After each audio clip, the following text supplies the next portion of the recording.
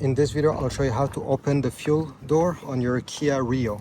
So you need to go in the driver side over here, driver side, and you're gonna find a fuel cap latch. Usually it's on the floor over here that you need to pull.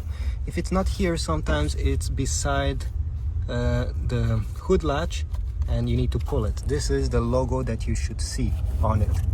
All right, so simply pull on that latch. I'm gonna come here, it will be slightly open it fully, unscrew the cap. Do not leave the cap like this once you're refueling. Put it in the small bracket that is on the fuel door itself. Okay, so this way you won't have fuel dripping on your paint and damaging it.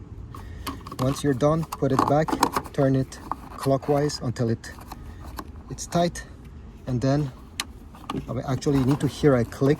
I don't know if you heard it. I heard it. It was pretty faint, but overall, once you close the door, it will be locked and you will be good to go. Thanks for watching. I hope this was useful. Leave a like, subscribe, and I'll see you in the next video.